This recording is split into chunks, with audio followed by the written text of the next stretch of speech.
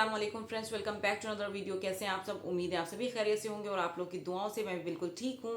तो आज का वीडियो बहुत ज़्यादा इंटरेस्टिंग होने वाला है, तो वीडियो को लास्ट तक ज़रूर देखिएगा। आज हम जानेंगे हज़रत उमर बिन खत्ताब रज़ी अल्लाह ताला अन्हु वर्सेस फ़िरऔन के बारे में। ये वीडियो मैंने ली है कोस्तानी भाई के चैनल से। इस वीडियो में उन्होंने क्या बताया है, चलिए देखते हैं। तो वीडियो स्टार्ट करते हैं।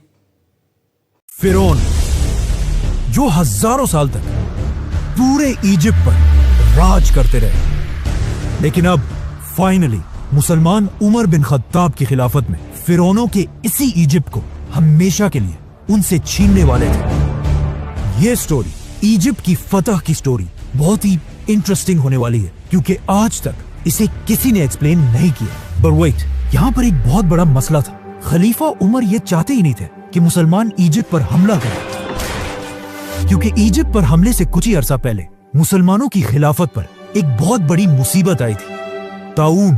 ये एक ऐसी बीमारी थी जिसने मुसलमानों की फौज के 25,000 सोल्जर्स को शहीद कर दिया था। और सिर्फ सोल्जर्स को ही नहीं, बल्कि मुसलमानों के सारे बड़े जनरल्स भी इस बीमारी से फौत हो चुके थे।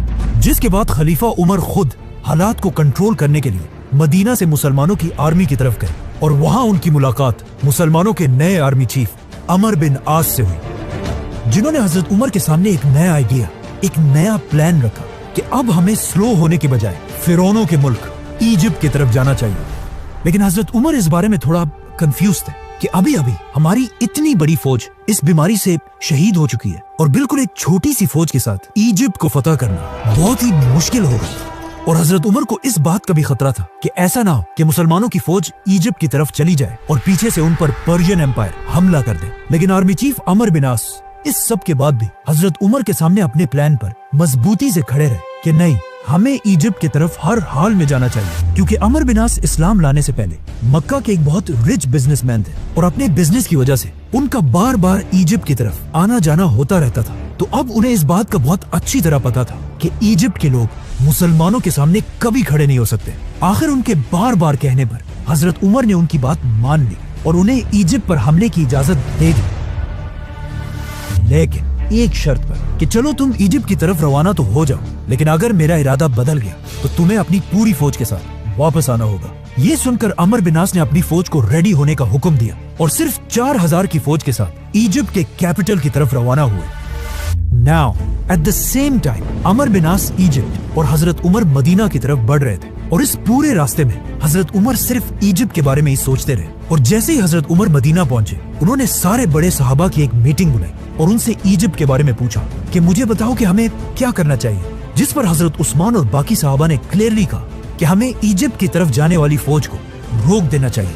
आर्मी चीफ, मिनिस्टर, सहाबा, इन सब की बातें सुनने के बाद आखिर हजरत उमर ने फैसला किया और अमर बिन आस के नाम एक लेटर भेजा, जिसमें हजरत उमर ने अपने आर्मी चीफ को क्लियर ऑर्डर दिया था कि जैसे ही तुम्हें मेरा ये खत मिले, अपनी पूरी फौज लेकर वापस आ जाओ। लेकिन अगर तुम लोग पहले ही इजिप्ट के बॉर्डर को क्रॉस कर चुके हो तो फिर अल्लाह का नाम लो और आगे बढ़ो। जैसे ही हजरत उमर का ये मैसेंजर अमर बिन आस तक पहुंचा, मुसलमान पहले ही इजिप्ट के बॉर्डर को क्रॉस कर चुके थे। लेकिन यहाँ पर स्टोरी का एक दूसरा एंगल भी, कि जैसे ही हजरत उमर का मैसेंजर अमर बिन आस तक पहुंचा, मुसलमान इजिप्ट नहीं पहुंचे थे, बल्कि इजिप्ट के बॉर्डर से बिल्कुल थोड़ी सी दूरी पर थे। लेकिन जैसे ही अमर बिन आस ने हजरत उमर के मैसेंजर को देखा, उन्हें अच्छी तरह समझ आ गई कि इस लेटर में क्या लिखा हुआ है। तो उन्होंने फौरन ये लेटर खोला ही नहीं, बल्कि पहले उस मैसेंजर को बिठाया, उसे खिलाया और उसे थोड़ा आराम करने को कहा। और जैसे ही मुसलमानों ने इस बॉर्डर को क्रॉस किया, आर्मी चीफ अमर बिन आस ने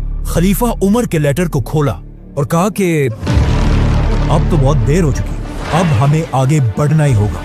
इसी के साथ अमर बिन आस मुसलमानों की पूरी फौज को लेकर बहुत तेजी से आगे बढ़ने लगे।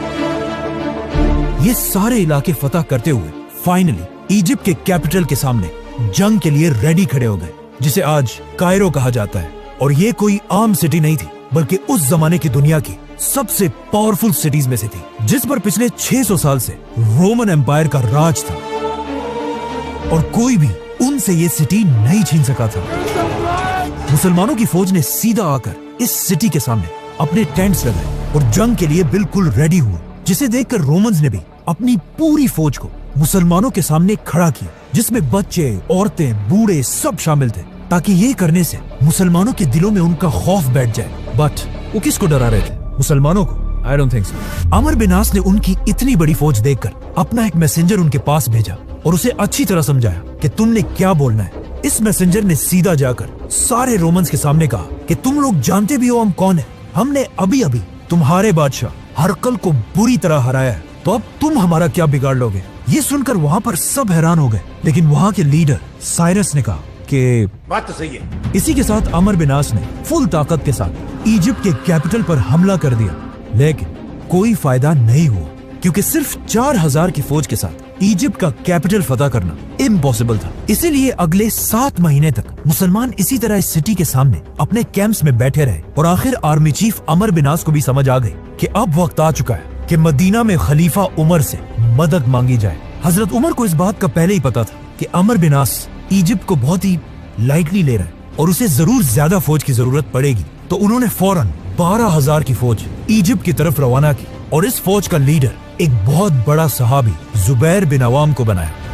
हजरत उमर जुबैर रज़ियल्लाहु अन्हु की इतनी इज्जत किया करते थे कि उन्होंने अपनी वफात के बाद खलीफा बनने वाले 6 लोगों में से एक जुबैर बिन अवाम को भी नॉमिनेट किया था, जिसे फिर हम बाद में एक्सप्लेन करेंगे, तो सब्सक्राइब। तो अब ये नई फौज भी आकर अमर बिन आस के साथ इजिप्ट में मिल गई और इन दोनों फौजों ने मिलकर बिल्कुल खालिद बिन वलीद के स्टाइल पर हमले का एक नया प्लान बनाया। अगले दिन रोमन फौज अपने किले से बाहर निकली और दोनों फौजें एक दूसरे के आमने सामने हुई और जंग शुरू हुई। कुछ ही देर के जंग के बाद अचानक मुसलमान जंग से पीछे हटने लगे और आहिस्ता आहिस्ता जंग के मैदान से इतना पीछे आ गए कि ऐसे लगने लगा कि अब फाइनली मुसलमान ये जंग हार जाएंगे। लेकिन एग्जैक्ट इसी टाइम मुसलमानों की एक दूसरी फौज आकर रोमन्स के फौज के पीछे खड़ी हो गई।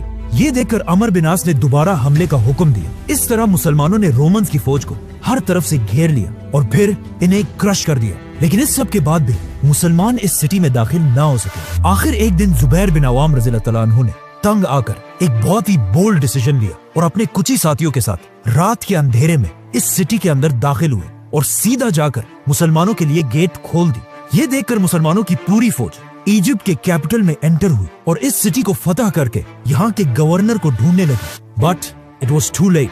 गवर्नर पहले ही इस सिटी को छोड़कर इजिप्ट की सबसे पावरफुल सिटी अलेक्जेंड्रिया की तरफ भाग चुका था। नाउ गवर्नर भाग तो गया था, लेकिन उसके दिल में मुसलमानों का इतना खौफ बैठ चुका था कि उसने यहाँ से भागते ही मुसलमानों की तरफ एक लेटर भेजा कि अब और बस है, मैं पूरे इजिप्ट को हजरत उमर के सामने सरेंडर करने के लिए तैयार हूँ। अमर बिन आस ने गवर्नर की इस रिक्वेस्ट को बिल्कुल रिजेक्ट कर दिया क्योंकि उन्हें पता था कि मुसलमानों की जंग इस गवर्नर से नहीं बल्कि रोमन एम्पायर के बादशाह से।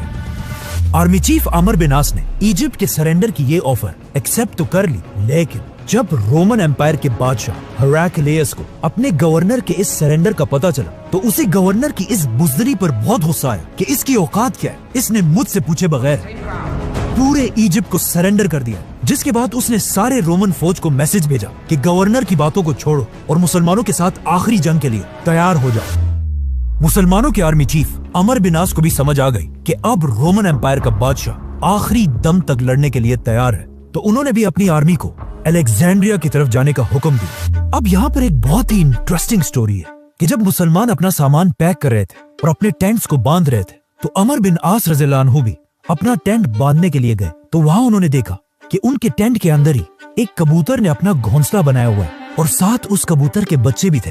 तो अब अमर बिन आस ने इस कबूतर के घर को बचाने के लिए इस टेंट को यहीं पर रहने दिया। ये टेंट बहुत ही इंपॉर्टेंट है क्योंकि आने वाले वक्तों में हर मुसलमान ने इस टेंट को एक निशानी के लिए यहीं पर रहने दिया और इसी टेंट के आसपास आबाद होने लगे। नाउ अरबी में टेंट को फुस्तात कहा जाता है और आगे जाकर इसी कबूतर के टेंट की वजह से इजिप्ट के कैपिटल का नाम ही फुस्तात पड़ा, जो आज तक इजिप्ट का कैपिटल है और उसे कायरो कहा जाता है। Let's come back to the story. Romans की कुछ ही अरसे बाद मुसलमान भी इस सिटी के पास पहुंच गए और इस सिटी को देखकर बिल्कुल हैरान रह गए क्योंकि अलेक्जेंड्रिया अलेक्जेंडर द ग्रेट के नाम पर बनी एक बहुत बड़ी सिटी थी और हजरत उमर ने अपनी पूरी खिलाफत में इससे बड़ी सिटी पर कभी हमला नहीं किया था, जो दमास्कस और मदईन जैसी सिटी से भी बहुत बड़ी थी। मुसलमानों ने यहाँ पहुंचकर इस सिटी को फतह करने की बहुत कोशिश की, लेकिन मुसलमानों की सारी कोशिशें बिल्कुल फेल होती रही और अगले 6 महीने तक मुसलमान इस सिटी के दरवाजों के सामने बिल्कुल बेबस बैठे रहे और मुसलमानों के मोराल को और तोड़ने के लिए रोमन बादशाह ने एक बहुत बड़ी फौज मुसलमानों के साथ जंग के लिए तैयार की। अब फाइनली ये लग रहा था कि खलीफा उमर कभी भी इजिप्ट को फतह नहीं कर पाएंगे और मुसलमानों की फौज यहाँ से मायूस होकर वापस चली जाएगी। लेकिन अचानक यहाँ पर एक बहुत बड़ा ट्विस्ट आया और सारी सिचुएशन बिल्कुल बदल गई। अचानक रोमन एम्पायर के कैपिटल इस्तांबुल में द ग्रेट रोमन एम्पायर का आखिरी पावरफुल बादशाह हेराक्लियस 30 साल की हुकूमत के बाद मर गया, जिसके बाद उसके जवान बेटे ने आकर अपने बाप का तख्त संभाला। इस यंग बादशाह से रोमन एम्पायर की बहुत उम्मीदें थी कि ये जरूर मुसलमानों से हमारी खोई हुई ताकत को छीनेगा, लेकिन सिर्फ कुछ ही दिन तख्त पर रहने के बाद इस बादशाह की सुतेली मां ने इसे मार दिया और अपने बेटे को रोमन एम्पायर की तख्त पर बिठाया। लेकिन ये देखकर रोमन एम्पायर के जनरल्स और अवाम को बहुत सख्त गुस्सा आया, जिसके बाद यहाँ पर रोमन एम्पायर में एक बहुत बड़ी सिविल वॉर स्टार्ट हुई, जिसके बाद वो फौज जिसे हेराक्लियस ने मुसलमानों से लड़ने के लिए भेजा था उसे मजबूरन वापस जाना पड़ा। ये सिविल वॉर इतनी बड़ी कि बस सभी एक दूसरे को मारने लगे। लेकिन जब हालात थोड़े कंट्रोल हुए तो रोमन एम्पायर के तख्त पर एक नया बादशाह बैठा हुआ था। लेकिन मसला यह था कि इस नए बादशाह की एज सिर्फ और सिर्फ 11 साल थी।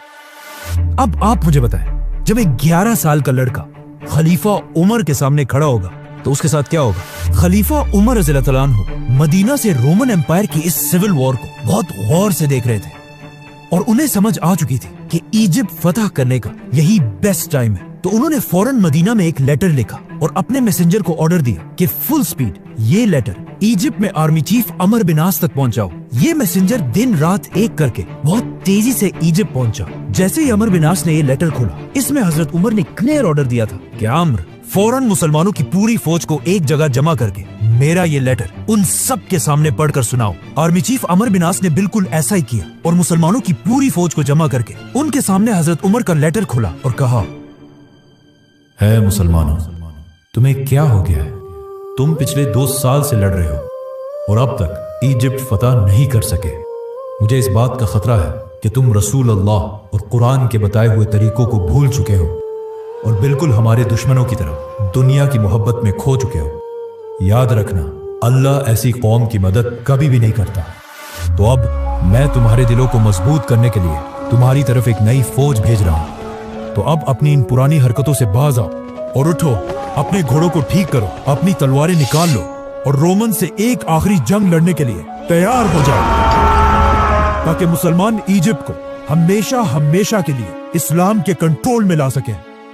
हजरत उमर के इस लेटर को पढ़ने के बाद मुसलमानों की फौज का जज्बा इतना बढ़ा कि उन्होंने अपनी तलवारें उठाई और अलेक्जेंड्रिया की सिटी पर ऐसा हमला किया कि रोमन्स इस हमले के सामने बिल्कुल बेबस हो गए और अपनी दीवारों, गेट्स, टावर्स को छोड़कर हर तरफ भागने लगे और मुसलमान फाइनली इस सिटी में दाखिल हुए। यहाँ के गवर्नर साइरस ने जब ये सब अपनी आंखों से देखा तो उसे समझ आ गया कि एक 11 साल का बच्चा खलीफा उमर का मुकाबला कभी भी नहीं कर सकता, तो अब और लड़ने का कोई फायदा नहीं। इसी के साथ उसने अपना कलम उठाया और पूरे इजिप्ट को हजरत उमर की खिलाफत के सामने सरेंडर कर दिया और इस तरह इजिप्ट, फिरौनों का मुल्क, मुसलमानों के कंट्रोल में आया।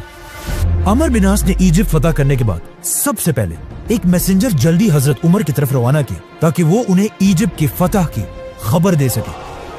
ये मैसेंजर फुल स्पीड मदीना पहुंचा और हजरत उमर के घर के बजाय मस्जिद नबवी की तरफ गया। हजरत उमर को जब इसका पता चला तो वो सीधा मस्जिद नबवी की तरफ गए और वहां पर इस मैसेंजर ने हजरत उमर को इजिप्ट के फतह के बारे में बताया। ये सुनते ही हजरत उमर जमीन पर गिर गए और सजदा करके अल्लाह का शुक्र अदा किया और पूरे मदीना को जमा करके उनके सामने इजिप्ट के फतह की कहानी सुनाई। नाउ हजरत उमर ने इसके बाद उस मैसेंजर को बुलाकर पूछा कि तुम मेरे घर के बजाय मस्जिद नबवी की तरफ क्यों गए? उस मैसेंजर ने कहा कि मुझे लगा आप सो रहे होंगे। तो हजरत उमर ने उसे जवाब दिया कि अगर खलीफा दिन को सोएगा तो ये इतनी बड़ी खिलाफत कौन चलाएगा? नाउ अमर बिन आस के हाथों में इजिप्ट के साथ साथ एक और भी बहुत जबरदस्त ताकत आई, रोमन नेवी, क्योंकि यहाँ पर रोमन एम्पायर का सबसे बड़ा पोर्ट था। तो आर्मी चीफ अमर बिन आस ने फौरन खलीफा उमर से उनकी इजाजत मांगी कि अब वक्त आ चुका है कि मुसलमान अपनी पहली नेवी बनाए। लेकिन हजरत उमर ने ऐसा करने से इनकार कर दिया, क्योंकि अगर देखा जाए अरब हमेशा डेजर्ट में ही रहे थे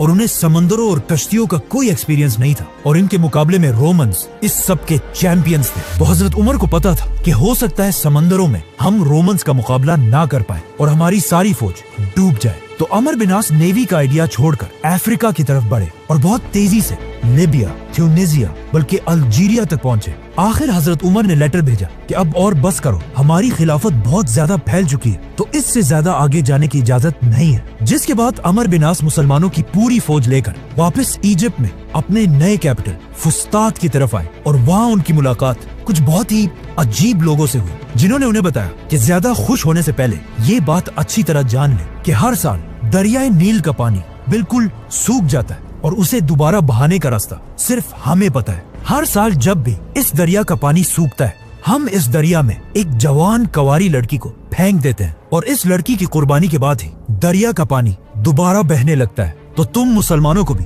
ऐसा ही करना होगा। मुसलमान ये सुनकर हैरान रह गए कि ये क्या पागल लोग हैं, लेकिन कुछ अरसे बाद एग्जैक्टली ऐसा ही हुआ और दरियाए नील का पानी ऑलमोस्ट सूख गया, जिससे मुसलमान थोड़ा घबराने लगे कि ये तो वाकई दरिया बिल्कुल सूख रहा है। और आखिर दरिया का पानी इतना कम हुआ कि कुछ लोग ये तक सोचने लगे कि क्या हमें भी इस दरिया के पानी को बहाने के लिए ऐसी कुर्बानी देनी चाहिए। ये सब देखकर आखिर अमर बिन आस ने हजरत उमर की तरफ लेटर भेजा कि अब आप ही फैसला करें हमें क्या करना चाहिए। हजरत उमर ने ये लेटर पढ़ते ही कहा कि ये क्या है, हम तो इस दुनिया में आए इसलिए हैं कि दुनिया के इन पुराने सारे रिवाजों को तोड़ दे। तो फौरन हजरत उमर ने एक चिट्ठी भेजी और कहा कि इस चिट्ठी को दरियाए नील में डाला जाए, जिसमें लिखा था, ऐ नील के पानी, अगर तू आज तक हजारों साल से अपनी मर्जी से बहता है तो रुक जा, हमें तेरी कोई जरूरत नहीं। लेकिन अगर तू अल्लाह की मर्जी से बहता है तो हम उसी अल्लाह से दुआ करते हैं कि वो तेरा पानी दोबारा जारी कर दे। जिसके कुछ ही अरसे बाद दरियाए नील का पानी पहले से भी ज्यादा बहने लगा। इस तरह हजरत उमर सिर्फ एक बादशाह नहीं बल्कि पूरी दुनिया के सामने एक नया निजाम रख रहे थे। और उनके दौर में इंसाफ का एक ऐसा निजाम था कि एक दिन आर्मी चीफ अमर बिन आस के बेटे ने इजिप्ट फतह होने के बाद एक आम इजिप्शियन को एक छोटी सी बात पर डंडों से मारा और ये दिखाने की कोशिश की कि अब हम तुम्हारे बादशाह हैं और तुम हमारे गुलाम। ये इजिप्शियन उसे वहाँ तो कुछ नहीं कह सका, लेकिन उसने हमेशा से हजरत उमर के इंसाफ के बारे में बहुत सुना था। तो वो सीधा इजिप्ट से मदीना की तरफ गया और जाकर हजरत उमर के सामने अपने ऊपर हुए जुल्म की शिकायत की। ये सुनकर हजरत उमर को बहुत दुख हुआ और उन्होंने उस इजिप्शियन को कहा कि तुम यही बैठो और फौरन एक लेटर गवर्नर अमर बिन आस की तरफ भेजा और उसे हुक्म दिया कि अपने बेटे मोहम्मद बिन अमर को लेकर मदीना की तरफ आओ। जैसे ये दोनों बाप और बेटा मदीना पहुंचे तो उन्होंने देखा कि हजरत उमर के साथ सब बैठे हुए और साथ ही वो इजिप्शियन भी। खलीफा उमर ने उन सब के सामने उस इजिप्शियन को अपना डंडा दिया और कहा कि आर्मी चीफ अमर बिन आस के बेटे को बिल्कुल उसी तरह मारो। बेटे को मारने के बाद अब खलीफा उमर ने उस इजिप्शियन से कहा कि ये डंडा लेकर इसके बाप अमर बिन आस के सर पर भी मारो, क्योंकि इसी बाप के पोस्ट की वजह से इसके बेटे ने तुम्हें मारा था। उस इजिप्शियन ने अमर बिन आस को तो नहीं मारा, लेकिन हजरत उमर ने अमर से कहा कि तुम कब से लोगों को गुलाम बनाने लगे जब उनकी माओ ने उन्हें आजाद पैदा किया है। इसी जबरदस्त जस्टिस की वजह से अब हजरत उमर दुनिया के सबसे ताकतवर लीडर बन चुके थे। लेकिन इजिप्ट फतह करने के फौरन बाद पर्शियन एम्पायर का बादशाह एक बड़ी फौज जमा करके मुसलमानों से बदला लेने के लिए बिल्कुल रेडी था। Subscribe. So friends, I hope कि आपको आज का वीडियो बहुत अच्छा लगा होगा। तो इस तरह की वीडियोस मुझे बहुत अच्छी लगती हैं और आप लोगों के साथ मैं शेयर भी करती हूँ। तो बहुत सारे लोग मुझे कमेंट्स करते हैं अलग अलग वीडियोस के बारे में कि आप इस पर रिएक्शन दीजिए, इस पर रिएक्शन दीजिए। तो मैं कोशिश यही करती हूँ कि आप लोगों की बताई हुई वीडियोस पर ही रिएक्शन दूँ। सो आज मैंने जो ये टॉपिक चुना तो ये मैंने अपनी मर्ज़ी से चुना था, क्योंकि मुझे जो है हज़रत उमर बिन ख़त्ताब रज़ी अल्लाह ताला अन्हु की बहादुरी, उनकी इंटेलिजेंस, उनकी जस्टिस के बारे में जानना था। मैंने उनके बारे में बहुत सुना है, हदीसों में भी पढ़ा है, तो इसलिए मैंने आज ये टॉपिक चुना था। सो आज हमने इस वीडियो में देखा कि हज़रत उमर रज़ी अल्लाह ताला अन्हु ने किस तरह से इजिप्ट को फ़तह करवाया अपनी इंटेलिजेंस के ज़रिए, और सबसे ज़्यादा कि उनकी खिलाफत में जो उनका जस्टिस था वो कितना मशहूर था। उनके जस्टिस की वजह से वो बहुत ज़्यादा अपने पोस्ट पे थे। सो ये सारी चीज़ें हमें ना बहुत इनकरेज करती हैं और हमें अपनी लाइफ में भी इन सारी चीज़ों को उतारना चाहिए कि किस तरह से हमारी सहाबाओं की ज़िंदगी रही है, किस तरह से हमारे जो नबी गुज़रे, जो सहाबा थे, जो खलीफा थे, उन सब की ज़िंदगियों से हमें कुछ ना कुछ सीखना चाहिए और हमें कुछ ना कुछ सीख मिलती भी है। तो इस तरह की वीडियोस हमें ज़रूर देखना चाहिए, historical videos, Islamic historical videos. तो इसलिए मैंने ये टॉपिक चुना कि मैं आप लोगों के साथ इस तरह की वीडियोस शेयर करूंगी जिससे आप लोगों को भी कुछ नॉलेज हासिल हो और मुझे भी इससे अच्छी खासी नॉलेज मिलती है। सो आई होप कि आपको आज का वीडियो बहुत अच्छा लगा होगा। वीडियो पसंद आया है तो प्लीज़ चैनल को सब्सक्राइब ज़रूर कर दीजिएगा, वीडियो को लाइक और शेयर ज़रूर कर दीजिएगा। तो मिलते हैं नेक्स्ट वीडियो में एक नए कंटेंट के साथ, तब तक के लिए अल्लाह हाफिज़।